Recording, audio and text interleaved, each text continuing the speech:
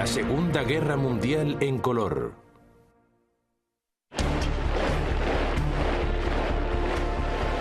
Cambio de marea. Mientras la Segunda Guerra Mundial continuaba su curso, tanto los aliados como los alemanes buscaban el golpe de gracia con una nueva arma que derrotase de modo definitivo al enemigo.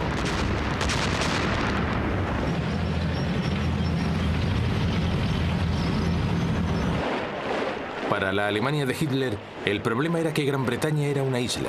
Sus tanques no podían aplicar su estrategia de ataque relámpago a través del canal. La única forma de derrotar a Gran Bretaña consistía en estrangular sus rutas de suministro marítimas. Para eso hacían falta buques de guerra y, sobre todo, submarinos.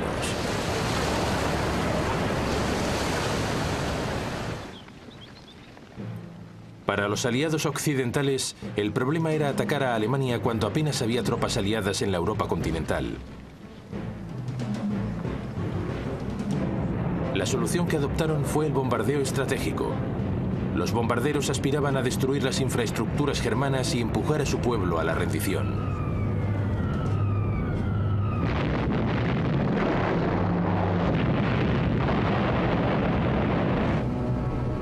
Los dos bandos adoptaron dos tácticas muy diferentes, pero con un mismo objetivo: salvar a sus tropas y alcanzar el final de la guerra lo antes posible.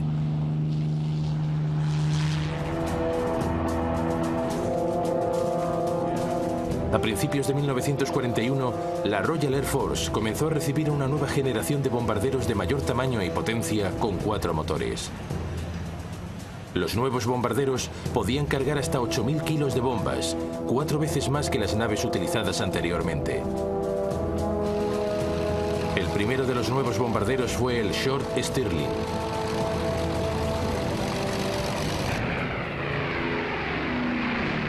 En un principio, el plan no era atacar a la población alemana, sino destruir infraestructuras específicas, cortando las vías de transporte y suministro de petróleo y afectando la capacidad de Alemania para continuar la guerra.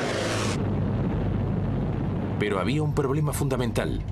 Los bombarderos británicos eran extremadamente poco precisos.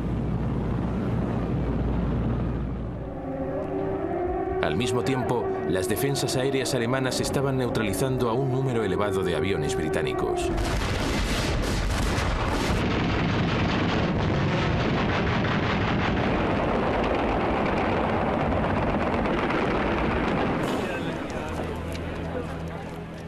A finales de 1941, hasta un 10% de los bombarderos eran derribados en cada ataque. El alto mando de la RAF decidió cambiar de táctica. Renunció a cualquier pretensión de alcanzar objetivos específicos. En su lugar, el mando de bombardeo recibió la orden de efectuar lo que se llamó un bombardeo de área, un eufemismo para lo que hoy se conoce como bombardeo en alfombra o de saturación. La idea era atacar deliberadamente toda la zona de una ciudad sin pensar en la población civil. Según las escalofriantes palabras del ministro del Aire británico, eso destruiría la moral de la población civil y en particular de los obreros industriales.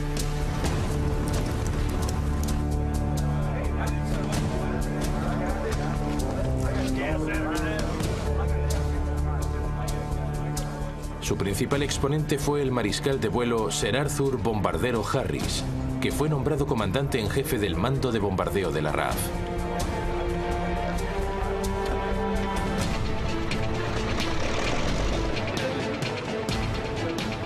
En la primavera de 1942, Harris inició lo que en realidad era un enorme truco de relaciones públicas, pero que él prefirió llamar bombardeo estratégico.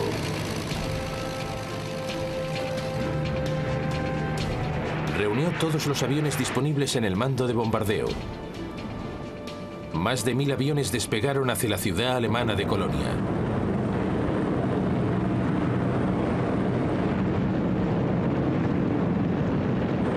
Las defensas de la ciudad se vieron desbordadas. Los británicos destruyeron 300 hectáreas.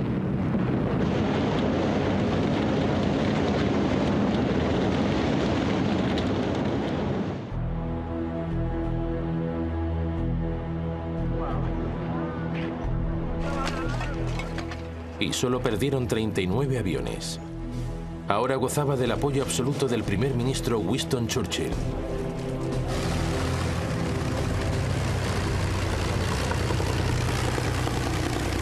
También disponía de una nueva arma, el Avro Lancaster, el primer bombardero pesado nocturno de la guerra. En marzo de 1943, los aviones británicos despegaron en dirección a la ciudad industrial alemana de Essen. Los ligeros y rápidos bombarderos Mosquito lanzaron bengalas para señalar los objetivos.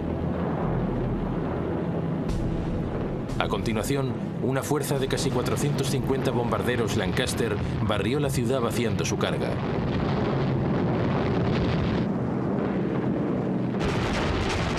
Las defensas alemanas se vieron desbordadas. Solo 14 aviones británicos fueron derribados.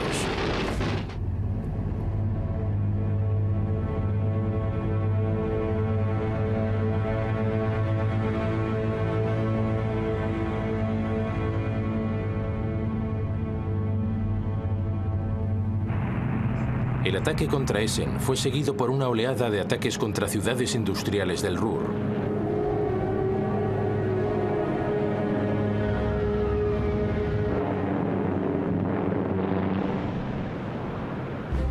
Pero las defensas aéreas alemanas comenzaron a tomarle la medida a los ataques aliados.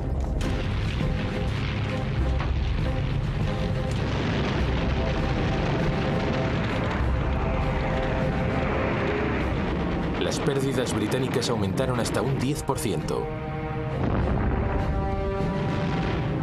Harris se vio obligado a regañadientes a detener los ataques.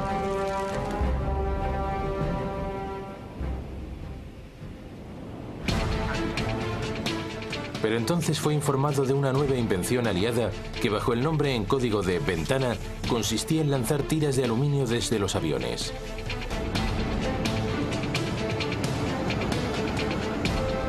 Esas tiras, al caer, atascaban cualquier sistema de radar. La invención prometía anular las defensas aéreas alemanas.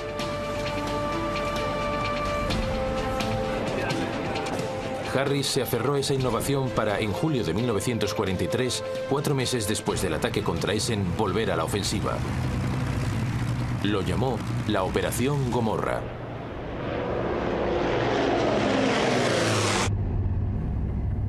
Esta vez el objetivo era el puerto industrial de Hamburgo.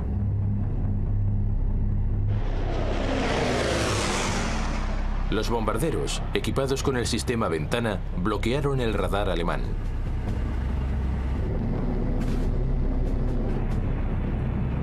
Mientras, otros aviones lanzaban bombas incendiarias.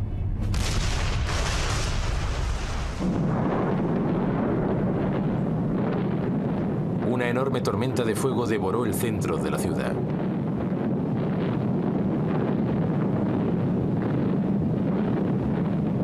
$40.000 personas murieron y 500.000 perdieron su hogar.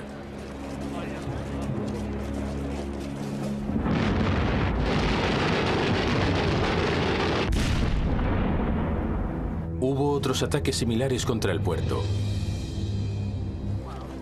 Causaron una gran conmoción en el pueblo alemán.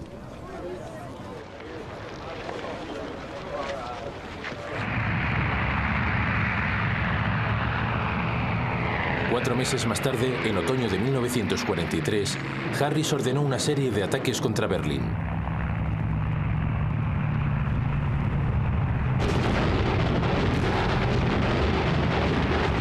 Pero por entonces, los alemanes habían aprendido a contrarrestar el sistema Ventana, y en la primavera de 1944, las pérdidas británicas volvieron a acercarse al 10%. Lo peor era que no había ninguna señal de que la moral alemana se estuviese resquebrajando. La campaña de bombardeos en alfombra de Harris no estaba funcionando. Pero lo mismo pasaba con la alternativa norteamericana de ataques contra infraestructuras.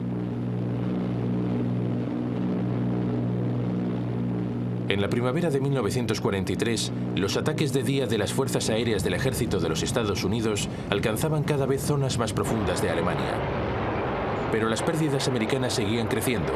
1 de cada 15 aviones era derribado.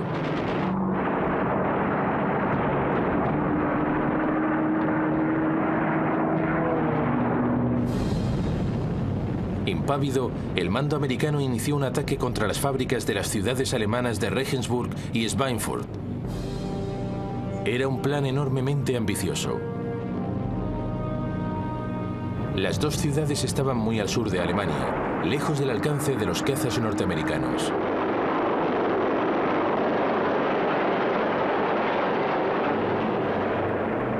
El resultado fue un desastre. Los 380 Flying Fortress fueron acosados y tiroteados, a pesar que las autoridades norteamericanas habían afirmado que no necesitaban la escolta de los cazas. La tasa de pérdida superó el 16%.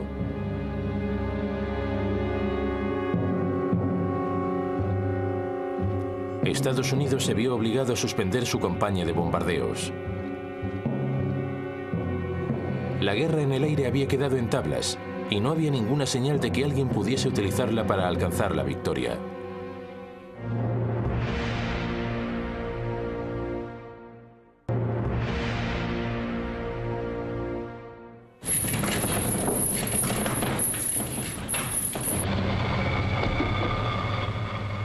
A principios del verano de 1944, mientras los aliados se preparaban para invadir la Europa continental, las fuerzas aéreas británicas y norteamericanas recibieron el encargo de cortar las líneas de comunicación alemanas y los suministros de petróleo. Aquello representaba una vuelta al bombardeo de infraestructuras específicas.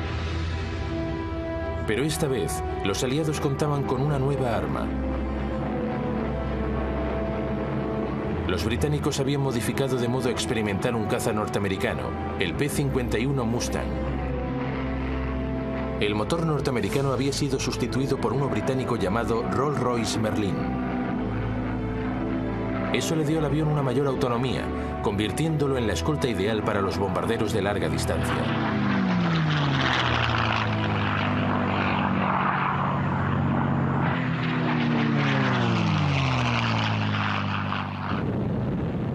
Los bombarderos aliados atacaron los puentes y carreteras que llevaban al frente alemán en Francia con una precisión casi quirúrgica. El suministro de petróleo del ejército alemán quedó drásticamente reducido.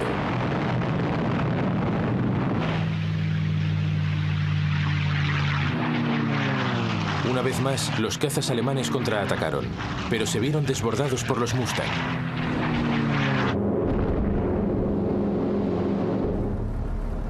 Buena parte de la fuerza aérea alemana, ahora a falta de combustible, cayó derrotada. Puede que la campaña de bombardeos contra las infraestructuras alemanas no fuese el golpe definitivo que esperaban los aliados, pero al fin estaba dando resultados. Pero un hombre todavía no estaba impresionado. Harris seguía obsesionado con la idea de que una campaña de ataques en alfombra, todavía más devastadora, podría pararle los pies a Alemania de una vez por todas.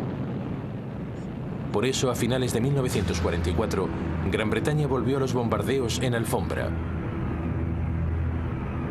Una ciudad alemana tras otra fue atacada y devastada.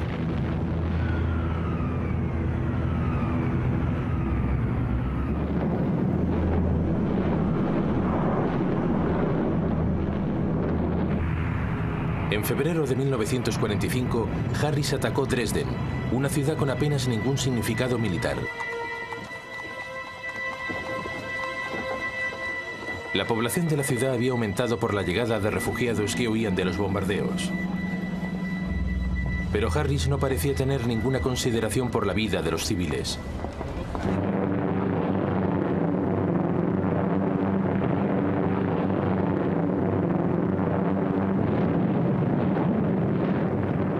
La ciudad quedó arrasada. Murieron alrededor de 50.000 personas. Fue un bombardeo excesivo, y al fin comenzaron a surgir dudas sobre la moralidad y también la eficacia de estos bombardeos en alfombra. Fuese cual fuese el resultado, había provocado un horrendo coste de vidas civiles y militares. Además, había fracasado a la hora de resquebrajar la moral alemana. Casi el 60% de los pilotos de la RAF caídos en combate fallecieron antes de haber completado 30 misiones.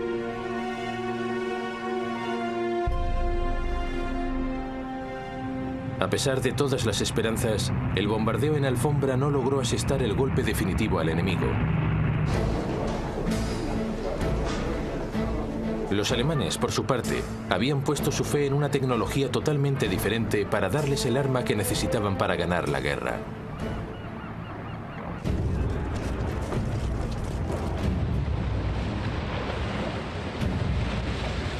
Para Alemania, Gran Bretaña era un problema. Era una isla, y por una vez el formidable poderío terrestre de Hitler resultaba inútil. Gran Bretaña también disponía de una poderosa marina.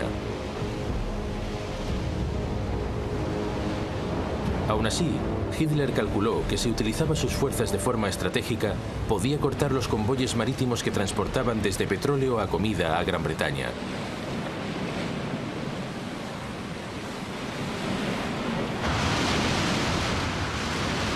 En los primeros 18 meses de la guerra, las fuerzas alemanas hundieron más de 130 buques mercantes británicos.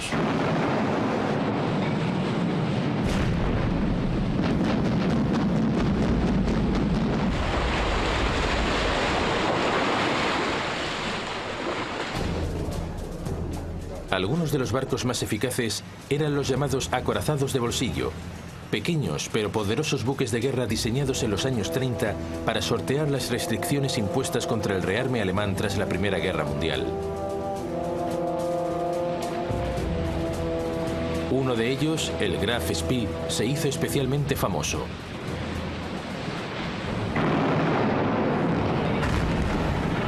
En cuestión de semanas, hundió 9 buques mercantes de los aliados en el sur del Atlántico, antes de ser rodeado y hundido junto al Río de la Plata, en Sudamérica.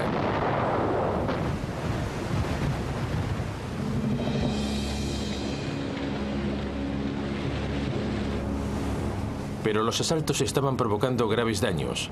Si las pérdidas seguían creciendo, Gran Bretaña podría sufrir verdaderos problemas de suministro.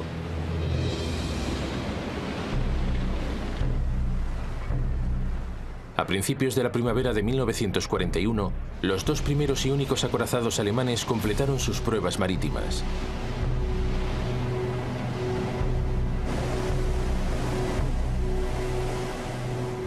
Su aparición hizo temblar a la Marina británica. Su capacidad potencial de destrucción era enorme.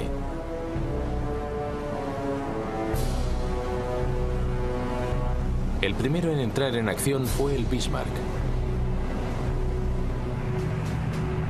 En mayo, aviones de reconocimiento de la Royal Air Force lo descubrieron en el puerto noruego de Bergen, intentando entrar en el Atlántico Norte. La Marina británica salió a su encuentro. 2 días más tarde, el Bismarck fue visto en el Atlántico Norte. El buque de guerra británico más moderno, el Príncipe de Gales, fue enviado a interceptarlo. Junto a él iba el crucero de batalla Hood.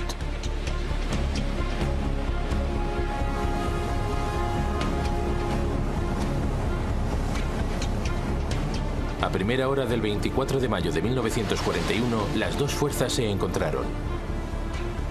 Era la primera vez que 2 buques de guerra de distintos bandos se veían las caras.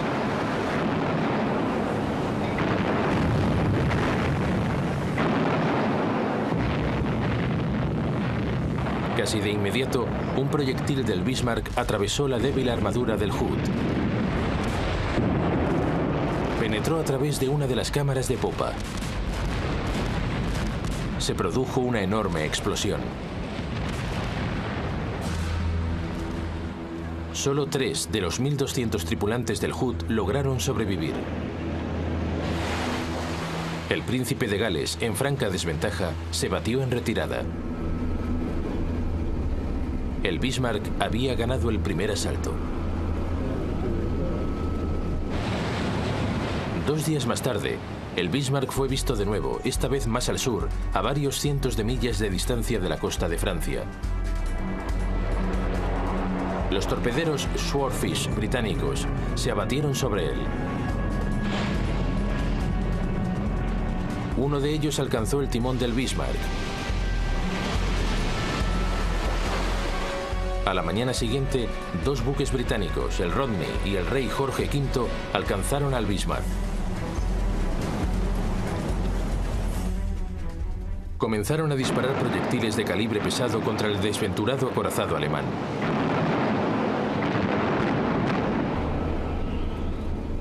Pronto quedó reducido a un montón de llamas. El Bismarck fue hundido finalmente por un torpedo. Solo 113 de sus 2.300 tripulantes salvaron la vida. El Bismarck se había hundido antes de tener la oportunidad de demostrar su valor.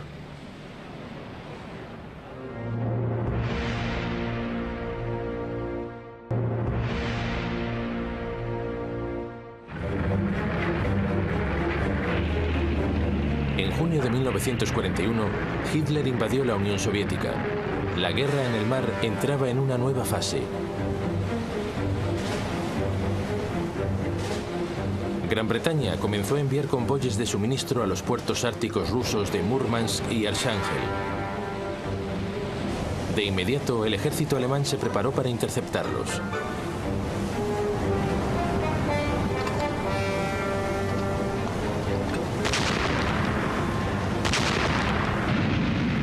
Un convoy tras otro sufría ataques o amenazas. En verano de 1943, el transporte era tan peligroso que se suspendieron todos los convoyes a Rusia hasta el otoño, cuando se esperaba que el mal tiempo y la falta de visibilidad ofreciesen una mayor protección.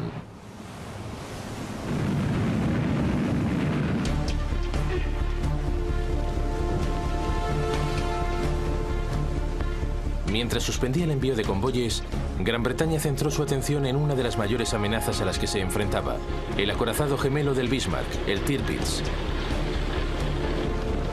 El Tirpitz se había pasado meses escondido en los fiordos noruegos, esperando el momento para atacar. Pero la Marina británica lo había sometido a una férrea vigilancia, decidida a eliminar el último acorazado alemán.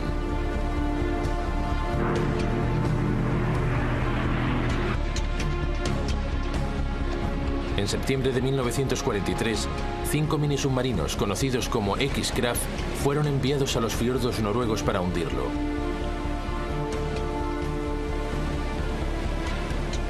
El ataque solo causó daños leves, y la primavera siguiente el Tirpitz volvía a estar listo para amenazar los convoyes árticos.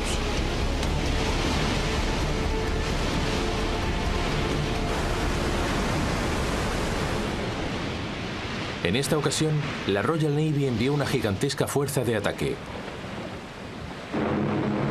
Incluía 6 portaaviones.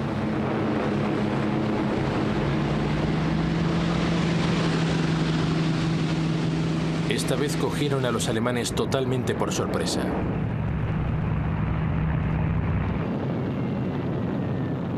Los bombarderos en picado se lanzaron contra el Tirpitz. Pero el acorazado estaba bien blindado y las bombas, relativamente pequeñas, apenas causaron daños superficiales. 3 meses después volvía a estar listo para la acción.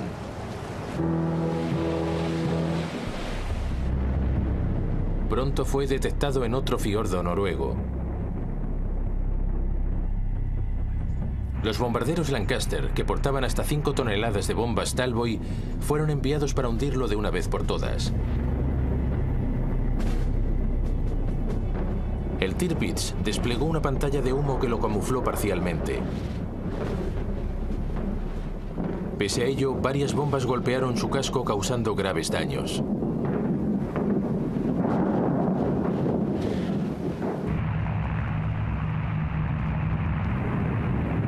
Finalmente, 2 meses más tarde, un escuadrón de bombarderos Lancaster pudo atacar bajo las condiciones climatológicas perfectas.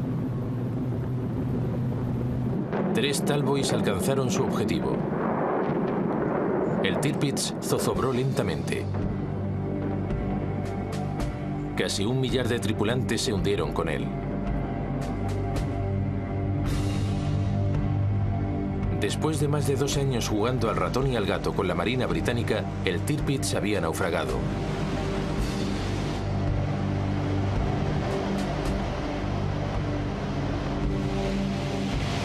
Los acorazados alemanes prometían mucho, pero no tuvieron la oportunidad de demostrar su valor ante la aplastante superioridad de la Marina británica.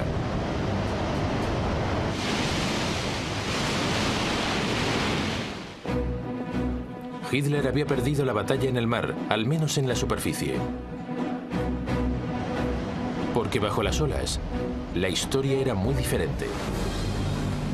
Durante los primeros meses de la guerra, los U-boats acosaron e interrumpieron las líneas de suministro británicas. A menudo atacaban en superficie, disparando contra los buques mercantes con sus cañones de cubierta.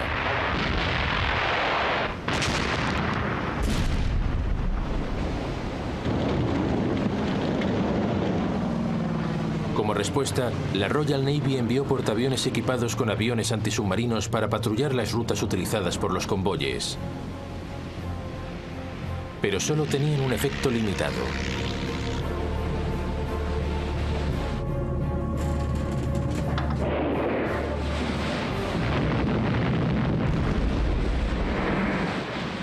A finales de 1939, más de 100 buques mercantes aliados habían sido hundidos ya por los submarinos alemanes. Si las pérdidas continuaban a ese ritmo, Gran Bretaña se enfrentaría al desastre. El petróleo, la comida, las armas, todos los productos comenzarían a escasear.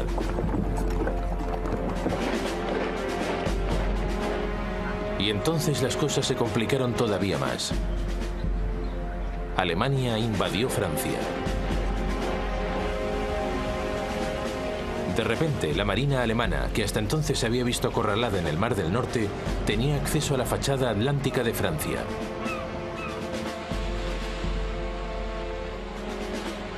Ahora tenían una base desde la que atacar a los convoyes británicos. Los puertos franceses se llenaron con los recién construidos U-boats alemanes, especialmente con el tipo 7C. El almirante Karl Dönitz, líder del servicio de U-boats alemanes, organizó sus submarinos en lo que él llamaba manadas de lobos. Un grupo se alinearía en torno a una ruta probable de convoyes. Tan pronto como un U-boat detectase un convoy, avisaría al resto para atacar.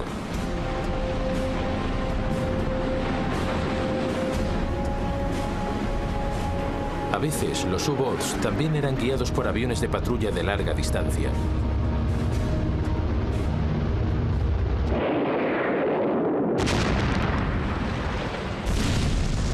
A finales de 1940, hasta un 40% de los buques mercantes de cada convoy acababan naufragando. Los suministros británicos estaban en peligro.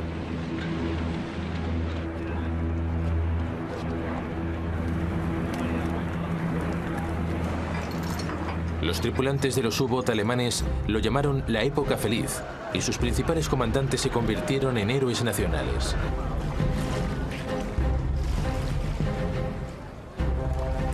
Gran Bretaña estaba pagando muy cara su falta de preparación.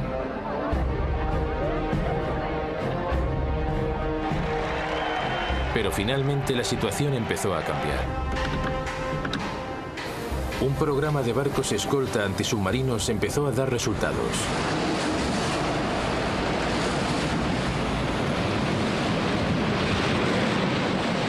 Los primeros corvettes, ese era su nombre, empezaron a botarse al mar. Por primera vez, Gran Bretaña podía establecer grupos permanentes de buques de guerra para escoltar a los convoyes de suministros. Pero su eficacia estaba limitada por el hecho de que su velocidad máxima era de 15 nudos, 2 nudos inferior a la velocidad en superficie de un U-boat.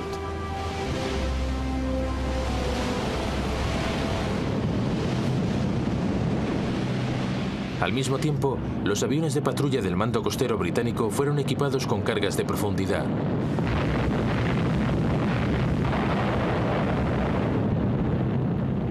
Les faltaba autonomía para cubrir el Atlántico, pero podían acosar y obligar a sumergirse a los U-boats en superficie que se acercasen a sus bases.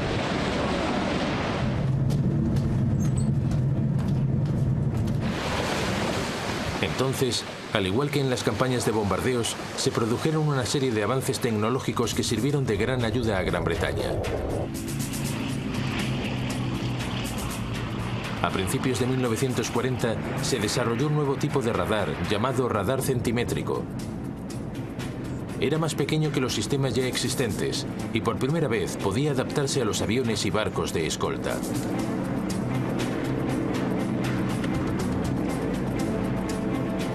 Ahora cualquier U-Boot alemán en superficie era vulnerable.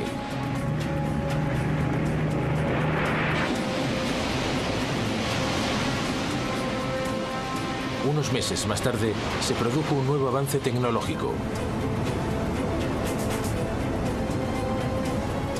Half-Duff era un detector de radio. En cuanto un U-Boot alemán salía a la superficie para comunicarse, Half-Duff conseguía captar la señal de radio y localizar su ubicación exacta.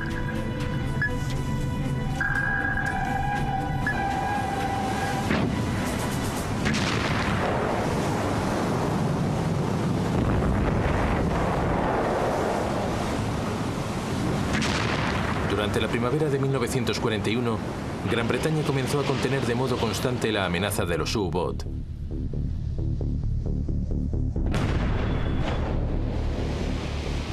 Las pérdidas de buques mercantes se redujeron a menos de la mitad.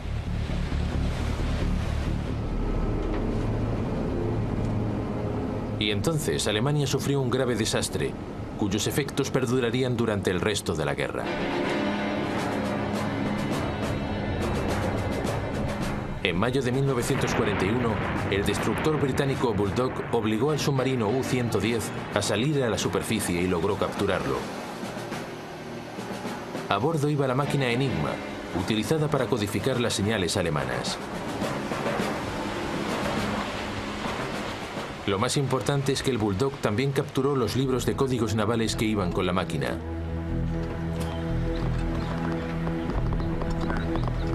Eso proporcionó una ayuda vital a los especialistas británicos. Pronto, y sin que los alemanes lo sospechasen, Gran Bretaña consiguió empezar a comprender las comunicaciones navales germanas.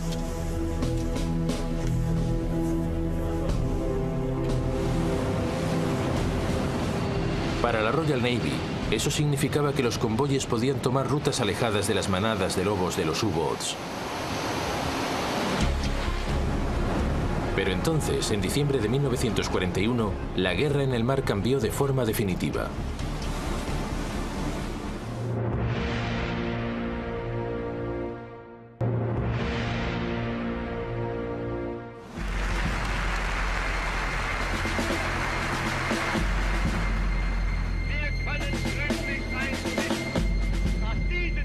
En diciembre de 1941, Hitler declaró la guerra a los Estados Unidos. Casi inmediatamente, el almirante Dönitz, jefe del servicio de U-Boats alemanes, envió submarinos para atacar a los buques mercantes norteamericanos en su propia costa.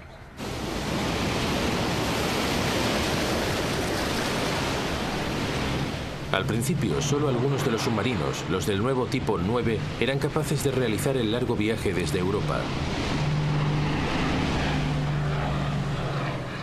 Una vez allí, encontraban a sus objetivos con facilidad. El comandante en jefe de la Marina estadounidense, el almirante Ernest King, había rechazado el Consejo Británico de proteger sus buques mercantes en convoyes.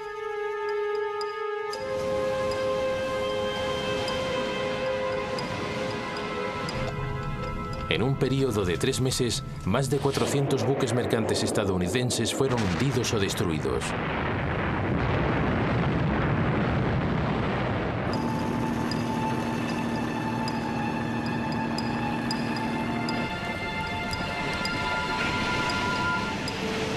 Norteamérica estaba aprendiendo la dura lección que ya había aprendido Gran Bretaña.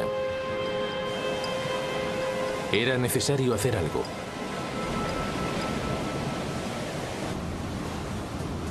King cambió de idea y en mayo de 1942 los Estados Unidos ya habían introducido un sistema limitado de convoyes.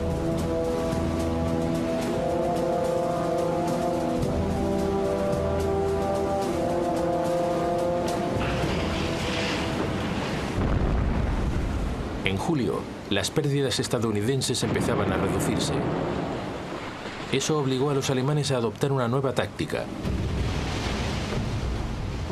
concentrarían sus tropas en un área concreta del Atlántico Norte, el Agujero Negro, una zona en mitad del océano suficientemente alejada de la costa para que la aviación antisubmarinos no pudiese alcanzarles.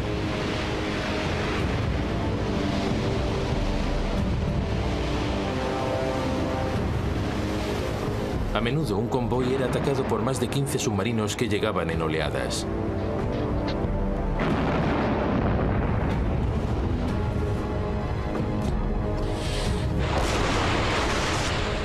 Durante octubre de 1942, 56 barcos aliados se hundieron en el Agujero Negro. En marzo del año siguiente, las pérdidas aliadas alcanzaron los 120 barcos en un solo mes.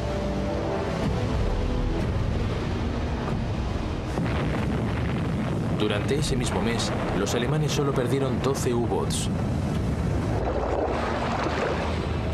La táctica de Hitler de cortar las líneas de suministro británicas hasta que el país se colapsase parecía una posibilidad real. Daba la impresión de que sus U-boats podían ganar la guerra.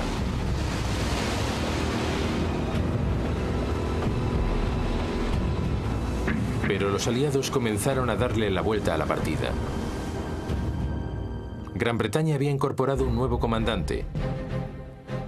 El almirante Max Horton había sido el antiguo jefe de la flota submarina de la Royal Navy. Su primer movimiento fue establecer grupos permanentes de destructores y fragatas que proporcionasen apoyo adicional a los convoyes, apareciendo tan pronto como se detectase una manada de lobos enemigos. Igualmente importantes fueron los desarrollos tecnológicos que vieron la luz en esa época. El Erizo era un mortero antisubmarinos que disparaba 24 bombas.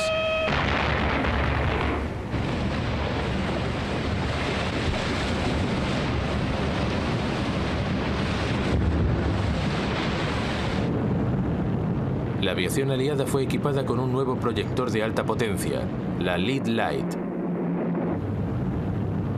Cuando el avión se acercaba, podía encenderlo en el último momento, cazando a un submarino por sorpresa en superficie.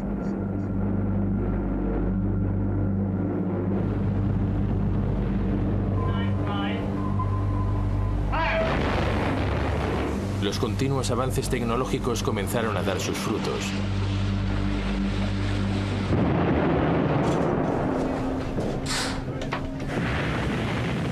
Las pérdidas germanas se incrementaron.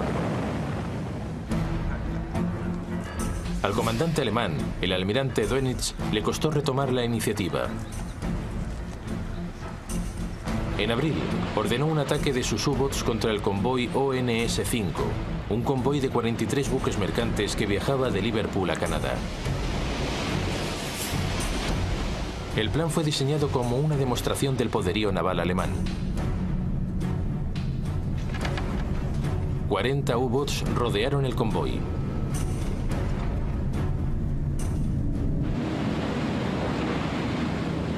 Los británicos enviaron grupos de apoyo adicionales. Aviones antisubmarinos llegaron desde Canadá.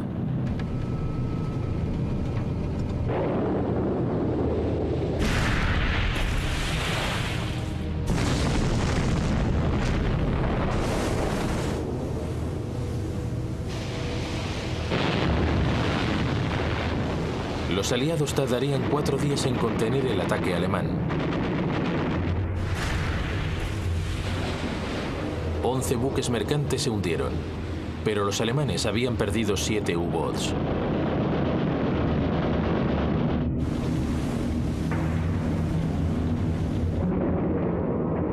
Dos semanas más tarde, Dönitz volvió a intentarlo, atacando un segundo convoy.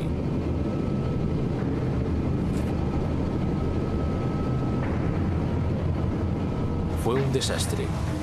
Los alemanes perdieron 5 U-boats sin hundir ni un solo buque mercante.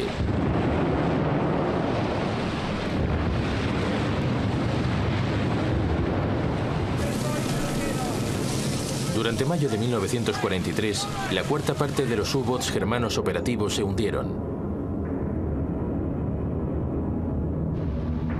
Los alemanes estaban empezando a perder de forma definitiva la guerra de los U-boats en el Atlántico. Los aliados lanzaron entonces su ofensiva contra los alemanes.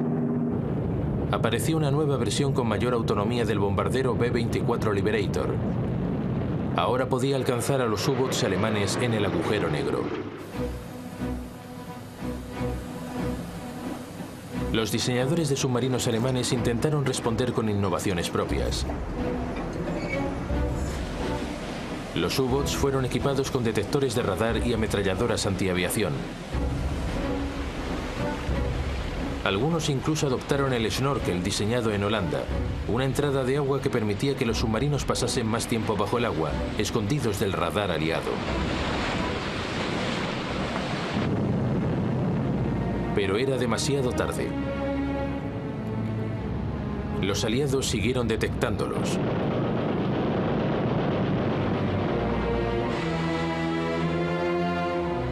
Los U-boats de Hitler tuvieron que quedarse inmovilizados en el puerto.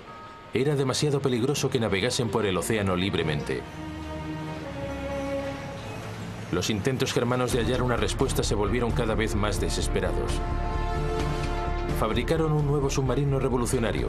Era conocido como el Tipo 21.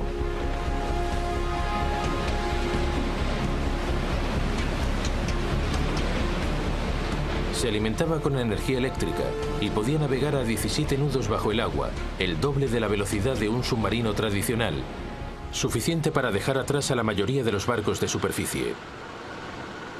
Pero una vez más, era demasiado tarde. Solo uno llegó a estar operativo y nunca estableció contacto con el enemigo. A finales de 1943, los aliados dominaban el Atlántico. Fue un punto de inflexión en la guerra. La campaña de los U-boats de Hitler había causado efectos devastadores en ambos bandos. Los alemanes perdieron casi 800 submarinos. El 75% de los tripulantes de los U-boat falleció en combate. En el bando aliado fallecieron 32.000 marineros.